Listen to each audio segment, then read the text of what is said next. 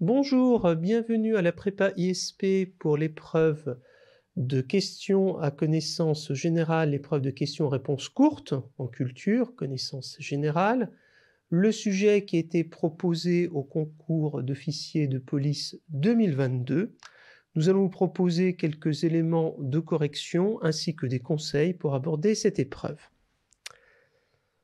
Alors, 3 questions ont été posées, 3 questions à traiter en 1 heure. C'est la norme, c'est toujours 1 heure. Le nombre de questions n'est pas indiqué. Toutefois, comme les années précédentes, on était sur 3 questions. 3 questions en 1 heure, ça veut donc dire que chaque question doit faire globalement 20 minutes. Là, vous allez voir, les questions étaient notées sur 7 points, 7 points, 6 points. Petite indication, la question à 6 points est généralement un peu plus courte à traiter, elle est un peu moins exhaustive. Bon, c'est simplement parce qu'ils peuvent me mettre 6,67 points, et 3 fois 6,67. Ce que je vous conseille dans cette épreuve-là, c'est de garder toujours un peu de temps déjà pour vous relire, pour corriger les fautes d'orthographe. Idéalement, j'ai envie de dire, ce serait donc 54 minutes, 55, ça vous fait 18 minutes par question, pour vous laisser 5 à 6 minutes de relecture, ou, comme les ratures sont également un élément important, prendre un peu de marge pour écrire correctement, éviter les fautes. Alors, les 3 questions étaient les suivantes. Première question, l'état d'urgence sanitaire. Bon, sujet large, ça pourrait quasiment être un sujet en soi. Et on vous indique comme définition, modalité de mise en œuvre et pouvoir du chef de gouvernement. Définition, c'est qu'est-ce que c'est? Modalité de mise en œuvre, comment on met en œuvre? Pouvoir du chef de gouvernement, qu'est-ce que ça fait? Sujet d'apparence plutôt juridique, sur un sujet qui est connu, et surtout avec une orientation. C'est pas l'état d'urgence sanitaire, on vous guide un peu. Ne considérez pas que la longueur de l'intitulé est un inconvénient, au contraire, c'est plutôt une aide. La vraie difficulté, vous le voyez ici, c'est pouvoir du chef de gouvernement. Voilà, quels sont les pouvoirs donnés au Premier ministre? Ça, c'est beaucoup plus technique. L'état d'urgence sanitaire, nous l'avons tous vécu, donc on sait ce que c'est, on a une idée confusément, le confinement, interdiction de sortie. Il va falloir cette fois-ci le présenter de manière générale, ces mesures, dans un cadre qu'est l'état d'urgence sanitaire. Deuxième sujet, la Cour de justice de la République. Ah, là, il n'y a pas de question. Enfin, une cour, on peut se demander qui en est membre, qui est le juge, quels sont les juges, quelles sont les décisions qui sont prises. Bon, là, il n'y a pas de question, de sous-questions, parce qu'en fait, elles sont quand même relativement simples. C'est sous-question. Les changements induits par le Brexit pour les citoyens européens depuis le 1er janvier 2021. Dernière question à 6 points, presque la plus longue. C'est pas le Brexit, c'est pas les changements induits par le Brexit, même s'il sera quand même bon d'en dire quelques mots. Ce sont des sortes de mini-dissertations que vous avez là, donc tout élément de contextualisation est bienvenu. Ce sont les changements induits par le Brexit pour les citoyens européens, donc pas n'importe qui, vous, moi, les citoyens européens, depuis le 1er janvier 2021. Donc aussi à une date spécifique qu'il faudra elle aussi expliquer. Alors des 3 questions, c'était clairement la plus difficile. Déjà parce que dans l'intitulé des questions, vous avez souvent des sujets qui tiennent aux institutions, à l'organisation administrative. Là, typiquement, la question institutionnelle, c'était la Cour de justice de la République. Je suis d'accord, c'est pas la première chose auquel on pense, c'est pas le Sénat, c'est pas l'Élysée, c'est pas un service de police, c'est la Cour de justice de la République. Deuxième type de question, l'état d'urgence sanitaire. On tient à l'actualité, on a une question plutôt juridique, un peu police. Je suis d'accord, cette année, il n'y avait pas, en 2022, cette année-là, de sujet police pur. C'est plutôt une difficulté parce que c'est un sujet qu'on peut anticiper. Toutefois, dites-vous bien que la difficulté que vous rencontrez est la même pour tous les candidats. Votre note, elle est relative et pas absolue. Des sujets très simples, la moyenne pourrait être de 15, ça n'empêche qu'on ne sélectionnerait qu'un certain nombre de candidats, et peut-être que ce serait à 18-19. Des sujets plus durs, la moyenne sera peut-être de 7, et le dernier admissible aura peut-être 10 sur cette épreuve. Enfin, la moyenne des admissibles sur cette épreuve sera peut-être de 10. Donc vous voyez, ne vous focalisez pas sur la difficulté, j'ai envie de dire qu'au contraire, la difficulté, c'est plutôt un atout, parce que si vous êtes tombé dans le mille en révisant, c'est parfait. Si vous ne l'avez pas fait, dites-vous bien que vous êtes dans le cas commun de la plupart des candidats.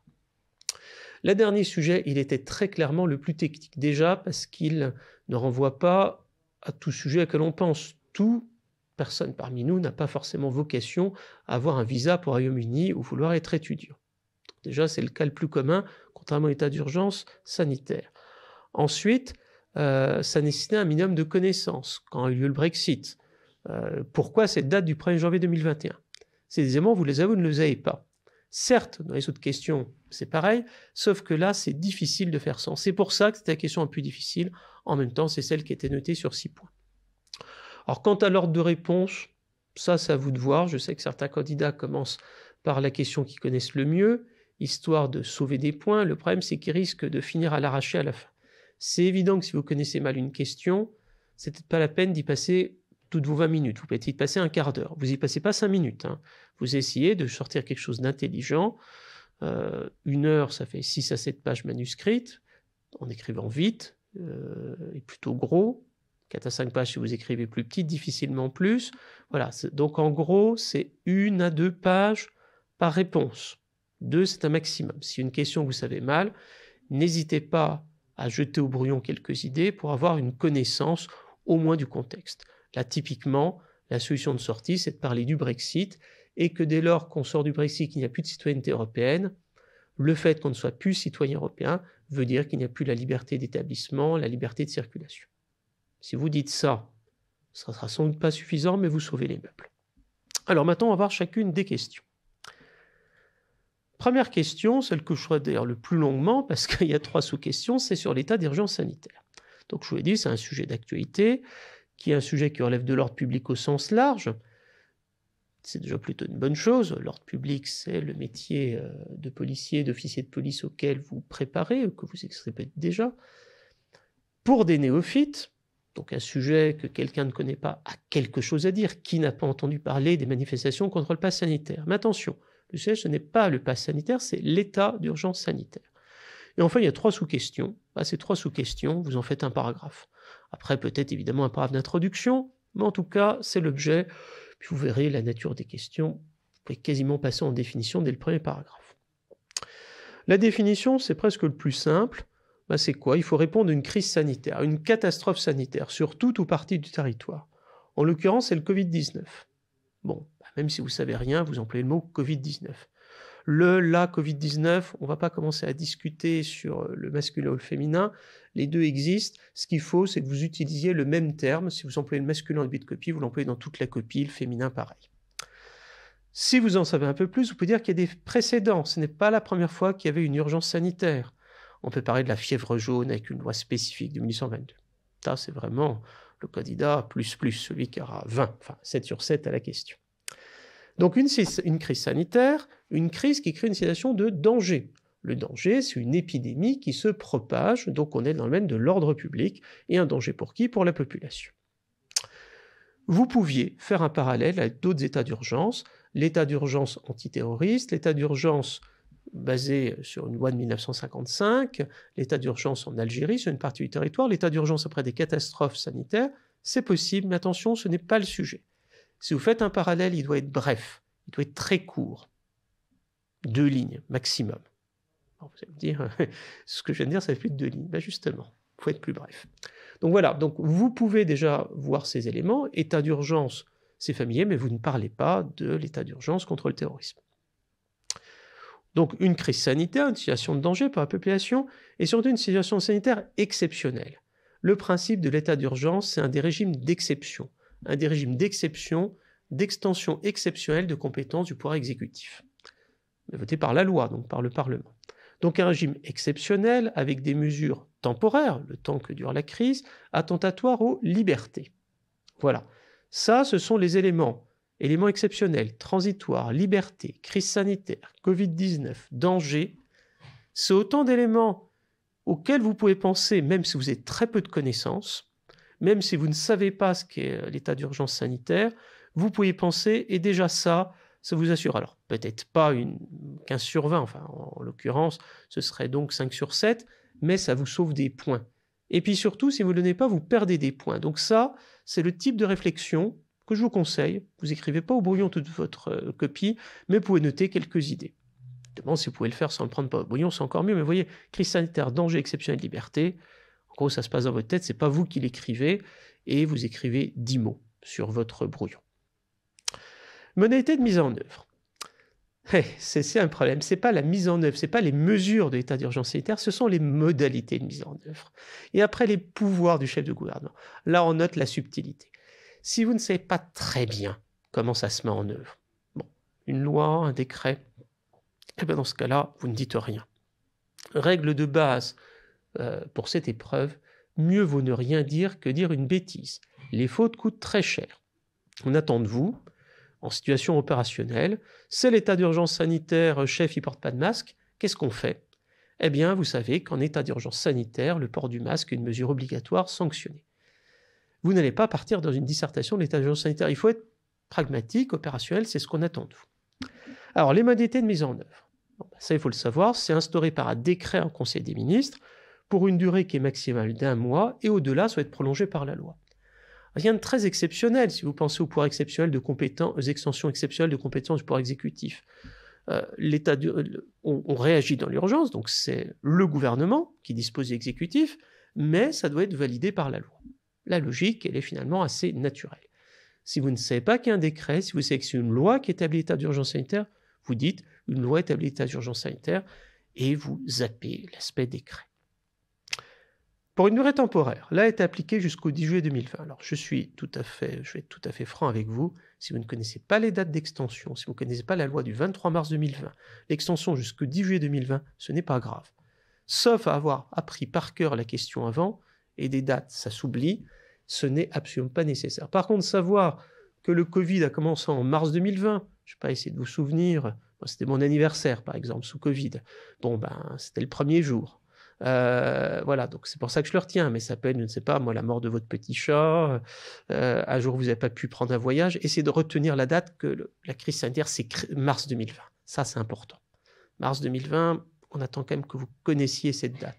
Peut-être pas forcément le jour, peut-être pas forcément le décret, encore moins la date de la loi, mais au moins, en tout cas, c'est mars 2020. Et si vous ne savez pas, bah, vous dites printemps 2020. Alors, je sais, le printemps, ça commence au 21 mars. On ne va pas discuter. Si vous ne savez pas encore, vous dites début 2020. Mais en tout cas, essayez toujours d'être le plus précis possible. Essayez d'éviter, j'ai envie de dire, 2020. Ou récemment. C'est encore pire. On attend de vous quand même un certain nombre d'éléments de précision. Et puis surtout, vous êtes comparatif. Il y a des gens qui connaîtront la date du 23 mars 2020. Une minorité. Et d'autres qui sont en mars 2020. Probablement, la majorité, peut-être pas des candidats, mais de ceux qui sont admissibles.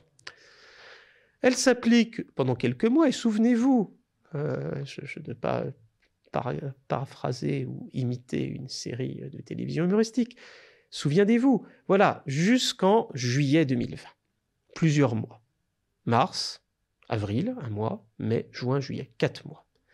Elle a été mise en œuvre pendant plusieurs mois, comptés de mars 2020. Voilà, vous ne connaissez pas la date, mais c'est plusieurs mois. Puis un régime transitoire, et on y est revenu. Souvenez-vous, on était reconfinés. C'était en octobre 2020. Et bien vous dites, un régime transitoire avec des mesures et réinstauration de l'état d'urgence sanitaire, un nouvel état à compter de l'automne. C'est le 17 octobre, mais l'automne. Et vous pouvez aussi dire, là il n'y a pas besoin d'avoir une grande connaissance, que ça évolue sur une situation épidémiologique. Et oui, plus il y a de cas, plus il y a de morts, plus il y a d'urgence sur les lits, sur les situations d'hôpital, plus on met de mesures restrictives.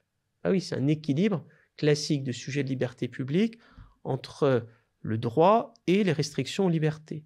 Donc ça aussi, vous avez un autre élément, la situation épidémiologique. Si vous ne connaissez pas le mot épidémiologique, vous dites selon la circulation du virus et le nombre de cas. Ça c'est bien, ça vous fait un peu de contenu, n'oubliez pas de faire 2 pages. Si vous le savez par cœur, si vous l'avez prévu évidemment, vous n'avez pas besoin de compléter, mais si vous ne le savez pas, vous devez le mettre, et même si vous connaissez la réponse, c'est bien. Vous voyez, c'est des mots italiques, c'est vraiment un peu de réflexion. L'état d'urgence sanitaire a pris fin en France le 1er juin 2021. Alors je sais, on a eu tellement de mesures, quand est-ce que c'est arrêté? C'est pas ça. Ben, vous dites début 2021. Premier semestre 2021. Ah oui, on est encore au premier semestre jusqu'au 30 juin 2021. Il y a d'autres mesures, le pass sanitaire, le passeport vaccinal, là vous avez envie d'en parler. Eh bien non. Votre sujet, c'est l'état d'urgence sanitaire. Après, vous pouvez dire que d'autres mesures ont pris le relais, des mesures exceptionnelles, et qui sont des mesures de gestion de sortie de la crise sanitaire. Voilà, donc depuis le printemps 2021, c'est une mesure de sortie de crise sanitaire dont l'une des composantes est l'instauration du pass sanitaire. Donc ça, c'est modalité de mise en œuvre. Si maintenant on regarde les pouvoirs du chef de gouvernement, on a quelque chose de classique, l'état d'urgence renforce les pouvoirs de l'exécutif, et l'exécutif, c'est le gouvernement. Et le gouvernement est dirigé par le Premier ministre. Pour ça que j'ai aussi mis entre parenthèses chef de gouvernement. C'est une extension des pouvoirs du gouvernement qui vont s'exprimer par des rôles des préfets dans la mise en œuvre. Aussi, si vous le savez, du ministre de la Santé, lui prend des arrêtés, le ministre de la Santé, un décret a une portée générale, il engage l'ensemble du gouvernement, un arrêté est un arrêté souvent ministériel. Donc voilà, vous pouvez savoir, c'est le nota bene 2, qu'il y a donc aussi d'autres arrêtés, et vous pouvez parler d'autres membres que le chef de gouvernement, le ministre de la Santé. Mais attention, la question c'est le chef de gouvernement. Vous pouvez l'évoquer, mais c'est comme un plat en cuisine, à petite dose. Pas trop de sel, ça deviendra amer. Alors, la déclaration de l'état d'urgence sanitaire autorise le Premier ministre à prendre par décret. Ça, c'est la même chose. Pareil pour l'état d'urgence, donc si vous avez un jour un sujet état d'urgence, c'est qu'on autorise l'exécutif, à savoir le gouvernement, à savoir le chef de gouvernement, à prendre par exception, par décret des mesures. Alors ces mesures, j'essaie de vous les résumer. Des mesures qui limitent la liberté, c'est ce que nous avons tous vu. Liberté d'aller et venir, liberté d'entreprendre, liberté du travail, on aurait aussi pu citer, liberté de réunion chez les manifestations. Liberté d'aller et venir, ce sont les déplacements, mesures de confinement, mesures de couvre-feu, qui peuvent d'ailleurs être renforcées sur certaines zones. Et oui, les maires ont pu renforcer, mais la question c'est le chef de gouvernement. La quarantaine des personnes infectées, la liberté d'entreprendre avec la fermeture de lieux accueillant du public, avec aussi d'ailleurs l'indemnisation, la liberté de réunion, limitation du nombre de manifestations. C'est limiter les libertés. Si vous pouvez citer ces libertés, c'est mieux, mais au moins dites limitation des libertés. Il y a quelques éléments qu'on attend qui fassent automatiquement qu'on attende des limitations de liberté. Les réquisitions de tout bien et services nécessaires à la lutte contre la pandémie, j'aurais pu aussi rajouter la réquisition de certaines personnes, par exemple, notamment des personnels médicaux, ça va être tel lieu qui va servir pour un centre de vaccination, pour accueillir des malades. Ça s'est vu notamment des hôpitaux privés. Pas besoin d'entrer dans le détail. C'est moins important que le premier parce qu'il est peut-être moins topique. Et puis surtout le premier, tout le monde va y penser, aux limitations de liberté, en tout cas la plupart. Les réquisitions, c'est bien, si vous en parlez. Des mesures temporaires de contrôle des prix sur des biens de première nécessité, sur lesquels il pourrait y avoir effectivement un afflux avec des risques de pénurie. Ça encore, je vous l'ai mis en troisième. C'est contenu, c'est quand même une grande limitation à la liberté du commerce. C'est une restriction de liberté. Je l'ai mis en troisième, c'est pas ce qui est le plus visible. Ce qu'il faut surtout voir, et c'est ce qui est là, c'est que ce sont des mesures proportionnées au risque. Des mesures proportionnées dans leur étendue, dans leur application géographique et dans leur temps d'application. Prenons un exemple. Le masque, obligatoire en sortie à Paris dans une période en janvier 2022 de résurgence du virus avec le variant Omicron, censuré par le tribunal administratif comme étant disproportionné. Donc la notion de proportion, ordre public, liberté, est un point qu'on attend. Donc je le dis, c'est une pratique de liberté publique. Vous pouvez citer le rôle du conseil scientifique qui donne des données parce que tout ça est public. Le gouvernement dit ce qu'elle fait et se montre sur quoi il se base. Le rôle des juges, du conseil constitutionnel, du juge administratif, et aussi d'indemnisation du préjudice, par exemple pour fermeture de lieux recevant du public. Enfin, qui dit des mesures et des interdictions dit sanctions du non-respect. Toute interdiction non sanctionnée a peu d'effet. Vous voyez qu'ici, je ne vous parle pas du montant de l'amende, parce que ce n'est pas le sujet, on est déjà trop en détail, et surtout on vous a demandé qu'est-ce que l'état d'urgence sanitaire, comment il se met en œuvre, décret, prolongement par le loi, en tout cas une loi dans tous les cas de figure, ici, parce que la plupart de la durée c'est avec cette loi, et les pouvoirs du chef de gouvernement, c'est-à-dire les extensions exceptionnelles de compétences du pouvoir exécutif.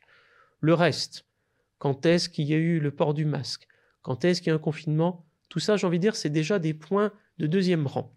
Vous pouvez le mettre, mais si vous le mettez, c'est au détriment de tout le reste. Vous voyez, cette réponse-là, elle fait 2 diapositives. Le temps de faire des phrases, de compléter, vous en avez déjà pour plus de 2 pages.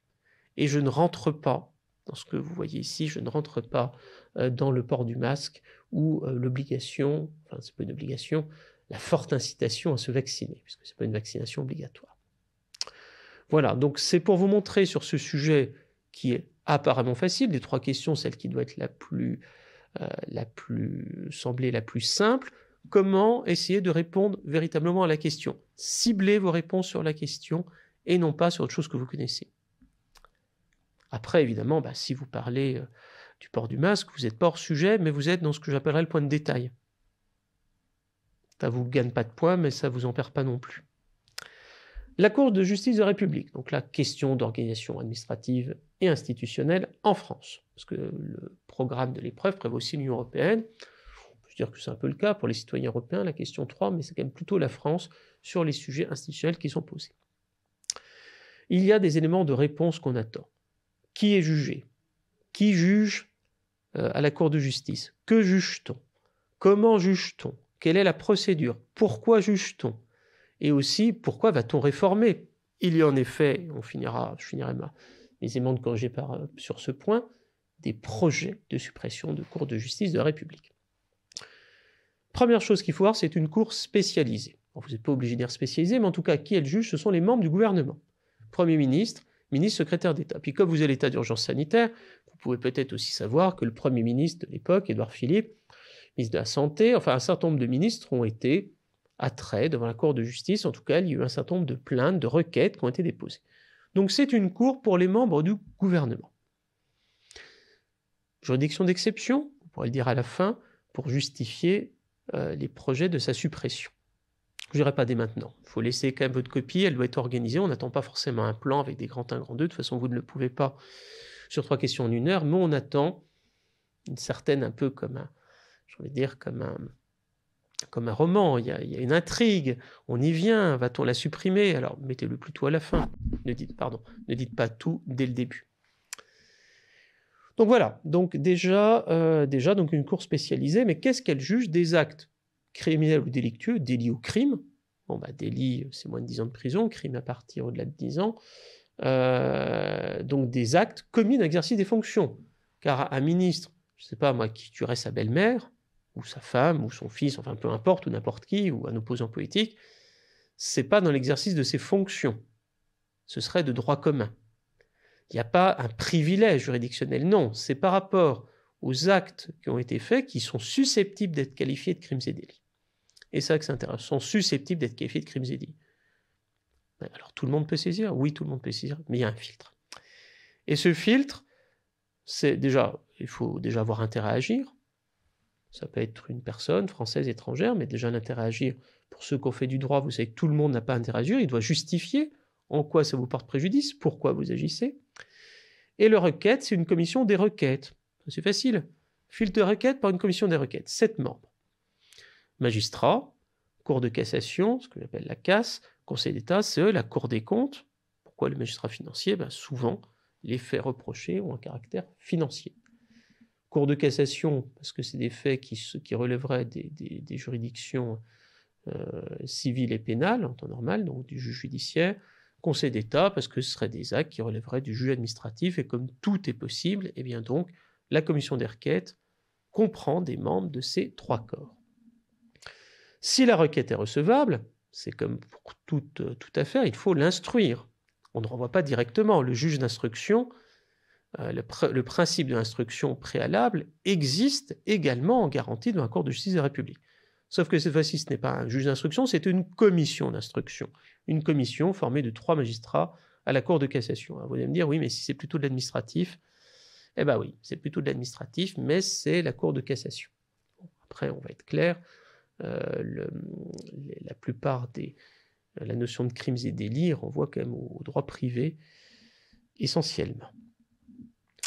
Alors, c'est un autre débat sur lequel je ne rentrerai pas. Donc, un filtre des requêtes, une instruction, et qui juge? 15 juges, 12 parlementaires, 6 députés, 6 sénateurs. Ça c'est facile, c'est paritaire, il y a 2 chambres, bicamérisme plutôt égalitaire en France, même si on peut discuter du principe, c'est pas l'objet ici, et 3 magistrats professionnels, des magistrats du siège à la Cour de cassation, dont le président de la Cour de justice de la République, la CJR.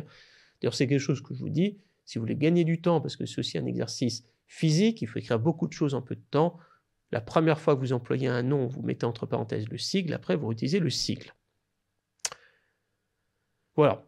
Donc c'est un sujet technique, je suis d'accord, qui est jugé pourquoi, par qui, comment, et maintenant le bilan. Jusqu'où? Vous pouvez dire qu'il y a eu des relaxes. Dans l'affaire du son contaminé, il y a eu une condamnation, mais sans peine, avec dispense de peine, d'Edmond Hervé, qui était le secrétaire d'État à la Santé au moment des faits incriminés. Il y a eu des condamnations à des peines de prison avec sursis en 2004. Je vous cite Michel Jalabert, secrétaire d'État aux personnes handicapées, c'est de 88 à 93, c'est pas la peine de le mettre dans la copie. Et en fait, il faut voir que la Cour de justice de la République a été créée en 93. Elle a remplacé la Haute Cour de justice, qui existe toujours, notamment pour le président de la République, puisque notez qu'on parle des membres du gouvernement, donc le président de la République n'est pas membre du gouvernement. Le gouvernement, c'est le Premier ministre, les ministres et les secrétaires d'État. Sachant qu'il peut y avoir des ministres d'État, mais bon, c'est des ministres. Et ça avait été fait à l'époque pour justement répondre à un sentiment d'une certaine impunité de l'opinion. Et d'ailleurs, on a inscrit dans la Constitution, c'est le titre 10, article 68.1, 68.2, la Cour de justice de la République. Mais aujourd'hui, il y a des débats sur sa suppression. Pourquoi? Parce qu'elle apparaît comme un privilège de juridiction, parce qu'il n'y a pas de condamnation de la prison ferme, vous noterez. Qu'ensuite, ce sont des politiques qui jugent d'autres politiques, avec le risque d'un jugement politique, qui soit favorable ou défavorable. Donc François Hollande, en 2012, il devient président de la République, dans son programme, il avait la suppression de la Cour de justice de la République. Ce n'était pas mis en œuvre. C'était repris dans un projet de loi constitutionnelle déposé à l'automne 2019, qui n'a pas abouti. Donc la suppression, il faut en parler. Par contre, vous ne faites pas l'essentiel de votre copie sur la suppression. Parler d'une justice politique, d'exception pour les ministres, certainement c'est intéressant, mais là déjà on entre dans un angle polémique. Vous évitez un côté polémique, vous apprêtez à un cadre de l'État, un cadre neutre, qui évite de donner donc son opinion, et déjà rentrer dans le débat, c'est déjà toucher au débat d'opinion, donc évitez de rentrer d'opinion. Puis surtout, la Cour de justice de la République, c'est un sujet institutionnel. On attend que vous la connaissiez, pas que vous parliez de sa suppression. Une copie qui parlerait pendant la moitié de la réponse à cette question de sa suppression serait hors sujet. Donc si vous avez peu d'éléments, vous pouvez parler de débat sur la suppression, mais c'est quand même relativement délicat de tout faire sur la suppression. En tout cas, ce n'est pas l'esprit de l'épreuve. Après, si vous ne savez pas tout, dites, ok, je me rappelle vaguement, c'est pour les ministres. Vous dites les membres du gouvernement, vous pouvez y réfléchir. Dans le cadre de leur fonction, avec une procédure spécifique, avec des juges en partie professionnels, en partie parlementaires. Vous n'êtes pas obligé de donner le nombre. C'est mieux, évidemment, si vous l'avez, mais ce n'est pas essentiel. Avec un procédure de filtre pour empêcher que tout le monde soit mis en cause. Vous pouvez me citer quelques affaires. J'en ai mis très peu pour éviter notamment de parler des affaires en cours et notamment sur l'état d'urgence sanitaire, en tout cas la gestion de la crise sanitaire, pour être précis. Voilà, c'est des éléments, mais effectivement, évitez de nominaliser au maximum. Ce n'est pas la peine non plus de citer des cas qui donneraient le sentiment que vous êtes dans une démarche anti-gouvernementale ou anti-parlementaire, enfin anti-tout. Donc voilà, donc c'est une question qui est quand même plutôt à voir sous un angle de droit, mais également de sciences politiques, de réflexion. J'en arrive à la dernière question, la plus difficile, les changements induits par le Brexit pour les citoyens européens depuis le 1er janvier 2021. Sujet d'actualité européenne, sujet d'actualité internationale, quelque part on entre le droit et les relations internationales. Ça, c'est le seul sujet où je vous le conseille, au regard des différentes questions, que je vous invite à contextualiser. Pourquoi? Parce que spontanément, vous n'êtes pas censé savoir ce qu'est le Brexit, puis surtout c'est assez simple. Retrait du Royaume-Uni de l'Union européenne, Britain Exit ou British Exit. Après un référendum de 2016, si vous avez la date, c'est encore mieux, 23 juin. Le mois c'est mieux, le jour c'est encore mieux. Vous avez peut-être vaguement souvenir que ce n'a pas été immédiat. D'ailleurs, on vous dit depuis le 1er janvier 2021. Donc vous dites qu'il y a eu des négociations entre le Royaume-Uni et l'Union européenne qui ont entraîné un retrait devenu effectif avec une période transitoire de 11 mois. Et là, on arrive au 1er janvier 2021 avec un cadre qui est celui d'un accord de commerce et de coopération au Royaume-Uni et l'Union européenne. Je sais que tout ça est technique. Je sais que c'est un sujet qui n'est pas institutionnel, donc qui est rarement le type de question qui a été préparé. Quoique, le Brexit, c'est quand même un sujet d'actualité. En tout cas, de savoir que le Royaume-Uni s'est retiré de l'Union européenne, que le retrait n'a pas été immédiat, qu'il a fait lieu à des négociations et que depuis mai 2021, on a de nouvelles règles pour les citoyens européens, même sans avoir de connaissances précises, c'est quelque chose avec un peu de réflexion que vous pouvez faire. N'oubliez pas, vous avez 20 minutes pour répondre à cette question. Le cas échéant, vous prenez 1 à 2 minutes pour réfléchir. Mieux vaut passer un peu de temps à réfléchir et éviter de faire un hors-sujet, qui sera le Brexit, ou de dire des erreurs, que de partir bille en tête sur une question dont vous n'auriez pas totalement maîtrisé les tenants et les aboutissants. La réponse à la question spécifiquement posée, ça va être beaucoup plus long, donc c'est plus long dans mon PowerPoint, mais c'est aussi plus long pour vous. Moi, je l'axe sur un sujet, l'idée du visa, la liberté de circulation. Dès lors qu'il faut un visa, les visas sont requis. sont requis pour tout type de séjour, étudiants, touristiques, professionnels, de plus de 6 mois. Enfin, une autre mesure, ceux qui résidaient depuis plus de 5 ans au Royaume-Uni ont le statut de settled status, une sorte de statut de résident permanent, de personne établie, si on peut prendre l'anglais, avec une exception que je vous ai mis en nota bene, et ceux qui étaient là depuis moins de 5 ans, que doivent-ils faire? Eh bien, ils vont faire une demande avec une certaine date, qui est le 30 juin 2021, avec le pre-settled status, parce qu'en fait, ils visent à atteindre les 5 ans. Et si, à un moment, ils sortent, et pendant plus de 5 ans, ils perdent ce droit d'indefinite leave to remain, le droit au séjour permanent. Alors là, on est vraiment dans le détail. C'est pour ça que je vous ai mis en petits caractères. Ce qui est important, c'est qu'aujourd'hui, il y a des visas. Si vous savez que les visas, c'est pour des séjours de plus de 6 mois, rien d'exceptionnel, hein. Le visa touristique est dispensé, par exemple, pour les citoyens français dans beaucoup de pays qui ne sont pas de l'Union européenne, donc c'est un délai, il est à 6 mois, avec la question aussi des gens qui résident déjà et qui pourront bénéficier d'un statut de personne établie. Vous pouvez aussi vous douter que maintenant ce sont les règles britanniques qui s'appliquent, on l'a dit en commerce, mais on le dit aussi en termes de visa. Le visa de travail, ce sont les règles britanniques qui s'appliquent, les règles de droit commun britannique, je ne peux pas préciser que c'était le droit commun britannique, mais ça va de soi. Pour votre information, c'est un système à points qui combine des éléments, la maîtrise de la langue, le diplôme, les qualifications. Je ne les détaille pas parce que là, on rentre dans un degré de détail qui excède ce qu'on est attendu. Les 70 points, si vous les savez, tant mieux, mais c'est assez improbable et surtout, ce n'est pas totalement le sujet. C'est une sous-réponse de la réponse attendue. Ça peut vous intéresser pour ceux d'entre vous qui sont étudiants à la fin des bourses européennes, un système Erasmus qui ne s'applique plus à l'Union européenne, et aussi pour un système d'assurance maladie, la carte européenne d'assurance maladie, il est également mis fin. Les bourses, la carte européenne d'assurance maladie, moi dans la hiérarchie des informations, je le mets un peu en dessous car c'est déjà des points qui sont moins évidents que le visa. Première chose, pouvoir résider, d'où la question du settled status, pouvoir se déplacer et pouvoir rester pendant un certain temps, d'où la question des visas sur une durée aujourd'hui de 6 mois. La sous-catégorie de visa, le visa de travail, déjà un sous-point, c'est-à-dire qu'en termes de hiérarchie de l'information, il est un peu en dessous. Et l'idée qu'il y a également le cas des étudiants, c'est un deuxième sous-point, mais les étudiants sont moins nombreux que ceux qui travaillent, en général. Et puis la question de l'assurance maladie, c'est un peu une conséquence de la liberté de circulation. La carte européenne d'assurance maladie, c'est pour ça que je le mets aussi dans un deuxième point. Par contre, si vous avez arrivé à donner tous ces éléments, écoutez, c'est parfait. Je ne dis pas que vous aurez 6 sur 6, parce qu'il peut y avoir des fautes d'orthographe, il peut y avoir des attentes du jury, il y a des règles de notation qui ne sont pas les mêmes, mais vous pouvez exceller sur ce type de questions si vous avez les éléments requis. Voilà ce que je pouvais vous dire, et pour vous dire que ce sont des sujets, certes, qui présentent une difficulté. L'épreuve est difficile, 3 questions en 1 heure, c'est difficile. C'est difficile pour tout le monde, avec un peu de méthode, d'entraînement sur les connaissances, mais aussi de réflexion qui fait appel à une culture générale, à un peu de bon sens, à essayer de comprendre le pourquoi de la question. Ce que j'ai essayé de faire, ce sont des sujets qui sont tout à fait traitables. Voilà, bon courage et bonne continuation. Au revoir.